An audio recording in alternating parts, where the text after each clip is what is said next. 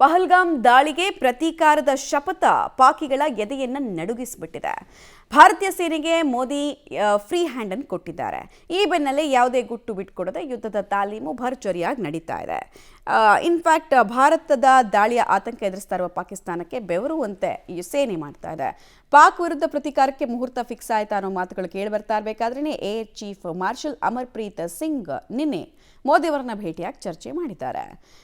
ಮೊನ್ನೆ ಅಷ್ಟೇ ನೌಕಾಪಡೆಯ ಮುಖ್ಯಸ್ಥ ಅಡ್ಮಿರಲ್ ದಿನೇಶ್ ತ್ರಿಪಾಠಿ ಭೇಟಿಯಾಗಿದ್ರು. ಈ ನಡುವೆ ಫ್ರಾನ್ಸ್ನಿಂದ ರಫೇಲ್ ಒಪ್ಪಂದದ ಬಳಿಕ ಇದೀಗ ಭಾರತೀಯ ಸೇನೆಗೆ ರಷ್ಯಾದಿಂದ ರಣಬೇಟೆಗಾರನ ಎಂಟ್ರಿ ಆಗಿದೆ. ಈಗ್ಲಾ-ಎಸ್ ಅನ್ನುವಂತಹ ಏರ್ ಡಿಫೆನ್ಸ್ ಮಿಸೈಲ್ ಭಾರತೀಯ ಸೇನೆಗೆ ಸೇರ್ಪಡೆಯಾಗಿದೆ. ಅಂದರೆ ಮುಂಚೆ ಕೂಡ ಇತ್ತು, ಇದು ಅಪ್ಡೇಟೆಡ್ ವರ್ಷನ್ ಅಷ್ಟೇ. ಇದು ವಿಮಾನ ನಿಗ್ರಹ ಕ್ಷಿಪಣಿಯಾಗಿದ್ದು ತುರ್ತು ಖರೀದಿ ಶಕ್ತಿಗಳ ಅಡಿಯಲ್ಲಿ 260 ಕೋಟಿ ರೂಪಾಯಿ ಕೊಟ್ಟು ಖರೀದಿ ಮಾಡಲಾಗಿದೆ. ಇದರ ಜೊತೆಗೆ 48 ಲಾಂಚರ್, 90 ಮಿಸೈಲ್ ಖರೀದಿ ಪ್ರಕ್ರಿಯೆ ಶುರುವಾಗಿದೆ. ಇದರ ವಿಶೇಷತೆ ಏನು ಅನ್ನೋದನ್ನ ಕೂಡ ನಾವು ನೋಡ್ಬಿಡೋಣ ಒಂದ್ಸಲ. ಏನಿದು ಈಗ್ಲಾ-ಎಸ್ ಅಂದರೆ ಅಂತ. ರಷ್ಯಾದಿಂದ ನಮಗಿದು ಸಿಕ್ಕಿರೋದು. ಇನ್ಫ್ಯಾಕ್ಟ್ 1990ರಿಂದ ಕೂಡ ಈಗ್ಲಾ ಭಾರತೀಯ ಸೇನೆಯಲ್ಲಿ ಬಳಸಲ್ಪಡ್ತಾ ಇರುವಂತಹ ಕ್ಷಿಪಣಿ ಆಗ್ತಾ ಇದೆ. ಈಗ್ಲಾ ಅನ್ನೋದನ್ನು ನಮಗೆ 90ರ ದಶಕದಲ್ಲೇ ರಷ್ಯಾ ಕೊಟ್ಟಿತ್ತು. ಈಗ್ಲಾ-ಎಸ್ ಈಗ್ಲಾ ಕ್ಷಿಪಣಿ ವ್ಯವಸ್ಥೆಯ ಸುಧಾರಿತ ಆವೃತ್ತಿ, ಅಪ್ಡೇಟೆಡ್ ವರ್ಷನ್ ಅನ್ನೋದು ಗೊತ್ತಾಗ್ತಾ ಇದೆ. ನಿಮಗೆಲ್ಲ ರಫೇಲ್ ಗೊತ್ತಲ್ವಾ, ಅದು 4th ಜನರೇಷನ್ನು ಜಗತ್ತಲ್ಲಿರೋದು. ಬಟ್ ನಮ್ಮ ಹತ್ರ 4.5 ಜನರೇಷನ್ ಇದೆ. ಸೊ ಅಂದರೆ ಅಪ್ಡೇಟ್ ಮಾಡಿ ಕೊಟ್ಟಿದ್ದಾರೆ ಅಷ್ಟೇ.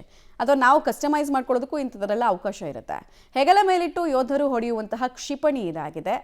ನಿಮ್ಗೆ ಇನ್ನೂ ಅರ್ಥ ಆಗೋ ಭಾಷೆನಲ್ಲಿ ಹೇಳಬೇಕಾದ್ರೆ ಇದು ಪೋರ್ಟೇಬಲು, ಅಂದರೆ ಒಂದು ಜಾಗದಿಂದ ಇನ್ನೊಂದು ಜಾಗಕ್ಕೆ ತಗೊಂಡು ಹೋಗಬಹುದು. ಇದರ ಭಾರ ಕಡಿಮೆ, ಬಳಸೋದಕ್ಕೆ ಸುಲಭ ಅನ್ನುವಂತಹ ವಿಚಾರ. ಕ್ಷಿಪಣಿಗಳು ಸಾಮಾನ್ಯವಾಗಿ ಒಂದು ಕಡೆಯಿಂದ ಇನ್ನೊಂದು ಕಡೆಗೆ ಮೂವ್ ಮಾಡೋದಿದೆಯಲ್ಲ, ಅದು ತುಂಬ ಪ್ರಯಾಸದ ಕೆಲಸ. ಬಟ್ ಇದು ಪೋರ್ಟೇಬಲ್ ಆಗಿರೋದ್ರಿಂದ ಲೈಟ್ ವೆಯ್ಟ್ ಇದೆ ಅಂತ ಕಂಪ್ಯಾರಿಟಿವ್ಲಿ. ಶತ್ರು ವಿಮಾನವನ್ನು ಹೊಡೆದುರುಳಿಸೋದಕ್ಕೆ ಸೈನಿಕನೊಬ್ಬನ ಕಾರ್ಯಾಚರಣೆ ಸಾಕು ಅನ್ನೋದು ಗೊತ್ತಾಗ್ತಾ ಇದೆ. ಅದಾದಮೇಲೆ ಫೈಟರ್ ಜೆಟ್, ಚಾಪರ್, ಡ್ರೋನ್ಗಳಿಂದ ರಕ್ಷಿಸೋದಕ್ಕೂ ಕೂಡ ಇದನ್ನು ಬಳಕೆ ಮಾಡಲಾಗುತ್ತೆ. ಶತ್ರು ರಾಷ್ಟ್ರದ ಫೈಟರ್ ಜೆಟ್ಗಳು, ಚಾಪರು, ಡ್ರೋನ್ಗಳ ಮೇಲೆಲ್ಲ ನಿಖರವಾದ ಗುರಿ ಇಡೋದಕ್ಕೆ ಇದು ಸಾಧ್ಯ ಆಗುತ್ತೆ. ಫೈರ್ ಮಾಡಿದ ತಕ್ಷಣ ಇಟ್ಟ ಗುರಿಯನ್ನು ಸೆಕೆಂಡ್ಗಳಲ್ಲಿ ತಲುಪಲಿದೆ. ಈ ಕ್ಷಿಪಣಿ 6 ಕಿಲೋಮೀಟರ್ ದೂರದ ಗುರಿಯ ಸಾಮರ್ಥ್ಯವನ್ನು ಹೊಂದಿದೆ. ಅಂದರೆ ಟಾರ್ಗೆಟು 6 ಕಿಲೋಮೀಟರ್ಸಲ್ಲಿ ನಿಂತ್ಕೊಂಡಿದ್ರು ಈಸಿಯಾಗಿ ಅದನ್ನು ಡಿಸ್ಟ್ರಾಯ್ ಮಾಡ್ಬೋದು ಅಂತ.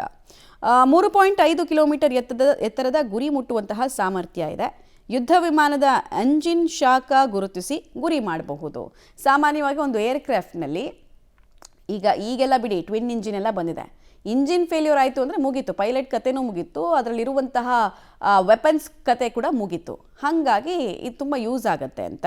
ಕ್ರೂಸ್ ಕ್ಷಿಪಣಿ ಮತ್ತು ಡ್ರೋನನ್ನು ಹೊಡೆದುರುಳಿಸೋದಕ್ಕೆ ಸಾಮಾನ್ಯವಾಗಿ ಇದನ್ನು ಬಳಸಲಾಗುತ್ತೆ. ಮತ್ತು ಆರ್ಥಿಕವಾಗಿ ಸುಧಾರಿತ ದೇಶಗಳ ಬಳಿಗೆ ಸದ್ಯಕ್ಕೆ ಪೋರ್ಟಬಲ್ ಈಗ್ಲಾ-ಎಸ್ ಇದೆ.